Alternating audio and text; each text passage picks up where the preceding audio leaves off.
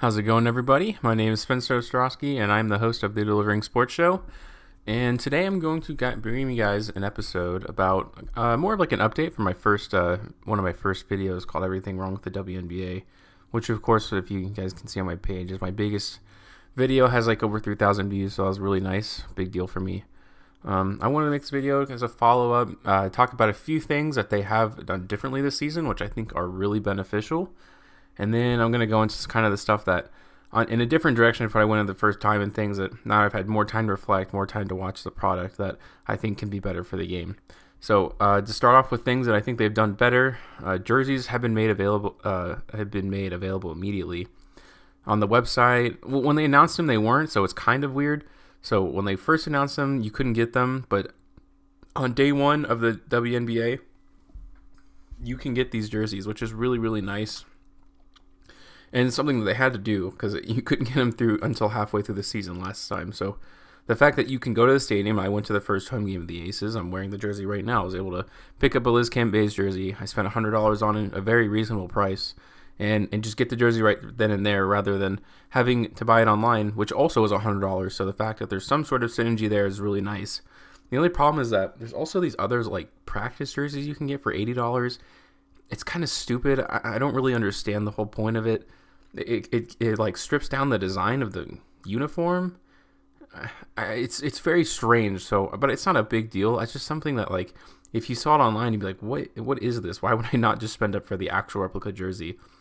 They're not sewn on or anything, which I guess brings down the cost. So, but they're very nice, and I like them. So I'm glad that they addressed that, because it was a huge problem. I don't know if they're going to keep like releasing new jerseys every year. Probably. I mean, that's the kind of the trend the NBA is going on. So I guess it's a good thing. So good on them for doing that. The other big thing was that the season started later, so that all the international players could come back. I still think it's a problem that they have to play overseas to get paid more. That's an entirely separate issue. I don't want to go too far into it because it ended up being like a little bit more of a bigger talking point than I wanted it to be in my first video. But at the end of the day, no matter what you think, like whether you think they should be playing overseas or not, they fixed the problem. The season starts later, so there were no missing players at the start of the season, minus injuries from like all these big players, which comes from them playing year-round, essentially. But in any case, there were no missing players due to the fact that they are still playing internationally. That was so bad last year. It was embarrassing. And I think they realized that, and you just got to think it from a standpoint, like if you're in a city like, WNBA games aren't the top of your mind, obviously. Like, you're not dedicated. There's very few diehard fans. This is very much a casual sport, as you would call it. If the best player from that town is not going to be there, like if Asia Wilson and Kelsey Plum were going to be there for the first home game, it'd be hard to convince people because, if you're going to go to the game, you're going to look up, are these people playing? And if they weren't, then it's hard to sell those tickets because there's only so many teams, there's only so many players that are talented in this league. So the fact that now that all the players will be there when they'll be there is like, it was a must, and they had to fix it. I'm glad they did. The other big news from the offseason was the big TV deal with CBS. I mean, this is by far the biggest deal. Like, those other things were important, but this like is so much more important. Like, I can't even explain it. So if you guys don't know, CBS picked them up for 40 TV games. That's like double what they were getting before. And at the end of the day, it's easy money. It's just ad revenue, more exposure on a big network. And I'm glad the NBA kind of orchestrated this deal because Adam Silver had chimed in on it saying, like, I'm glad CBS is like taking this commitment, blah, blah, blah, blah, blah, all this kind of just public speaking stuff. But at the end of the day, all it means is that they're going to have double the games, which means, double the money essentially, which is really, really good. And it's honestly a huge deal for the league because that's where your money comes in. It doesn't come from, part of it comes from concessions and ticket sales. Like, yeah, whatever. Those are important, but TV is worth so much more money than it is from the inside of the stadium, obviously. And I don't think anyone can argue that. Now onto the things that still need to be fixed.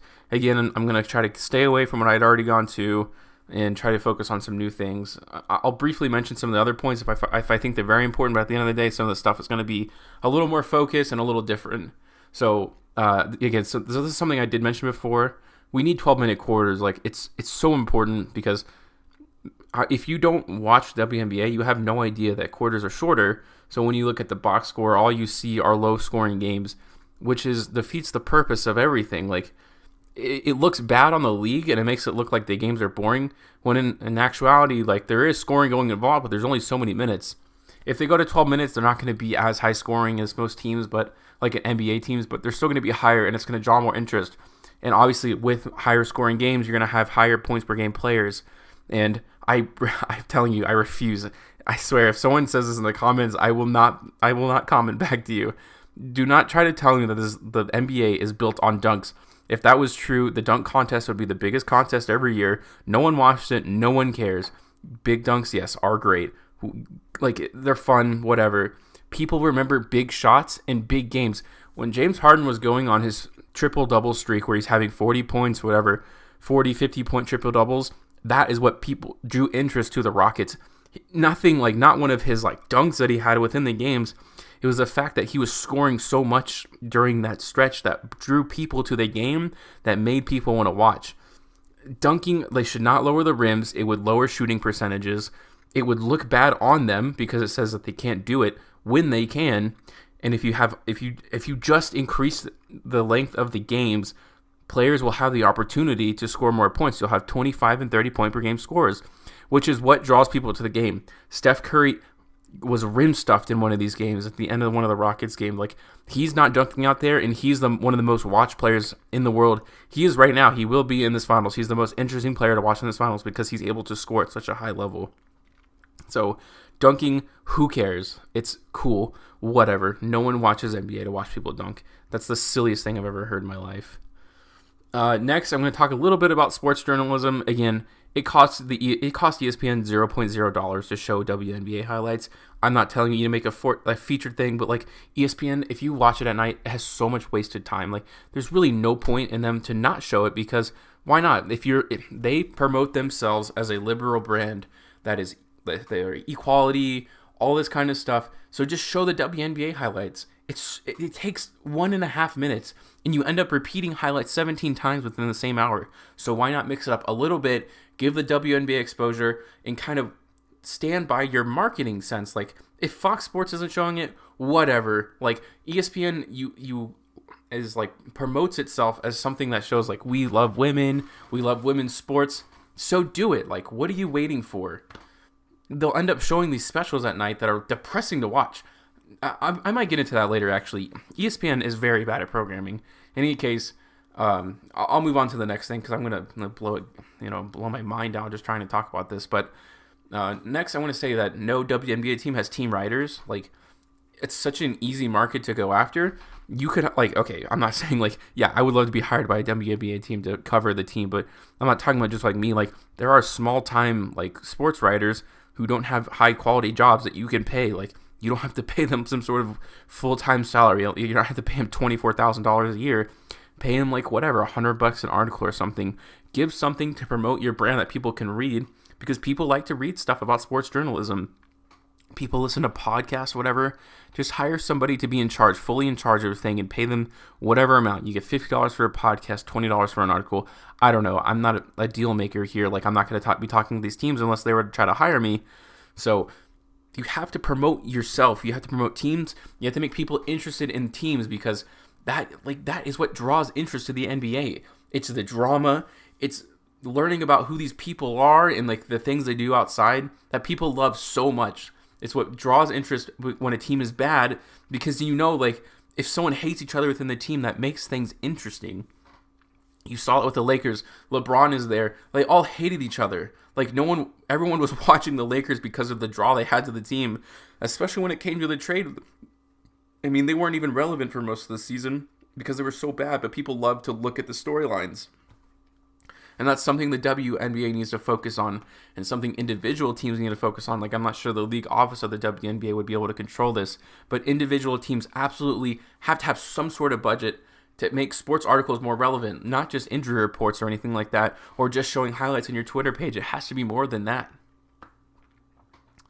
Okay, and so now we kind of get into, blaming the NBA more, because they do promote this brand. Like, they fund this brand a lot.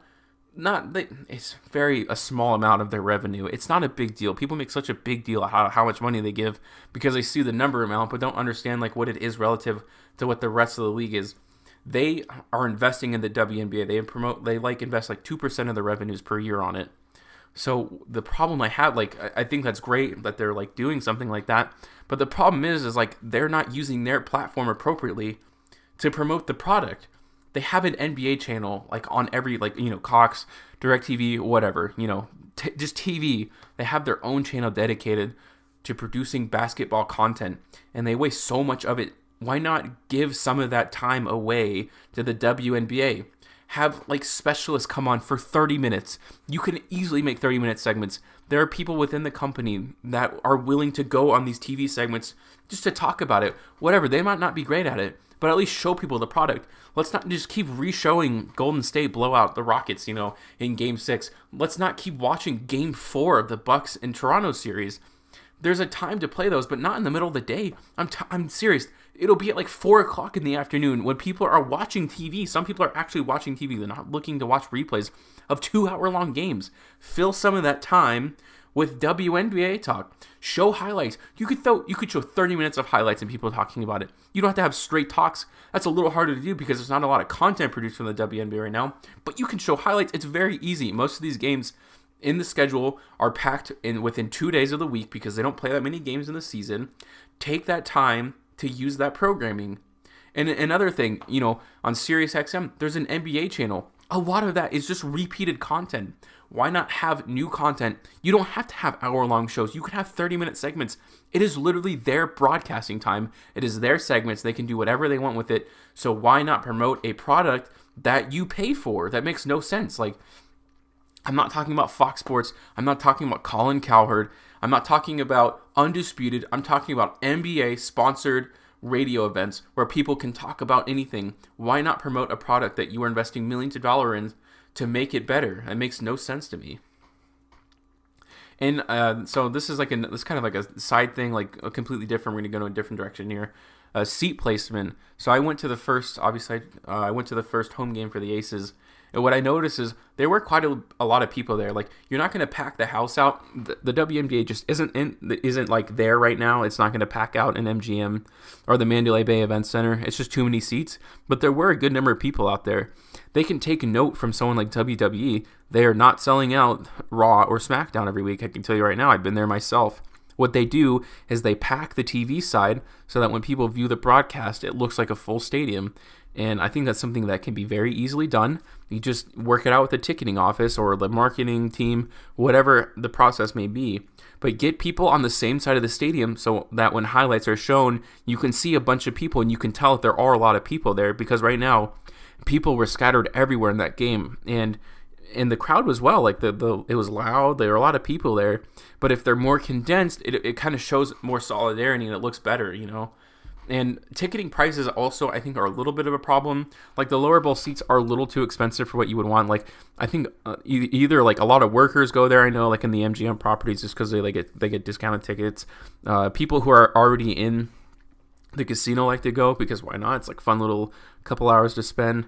And like if anyone else, like, essentially at the end of the day, when you go up to the ticketing office and if you were to put $40 down, you'd expect to have pretty low seats because that's about where the league is right now. At least I would. But then you kind of see that you have to pay like $80 for like one of the lower bowl seats, and that just doesn't really make sense.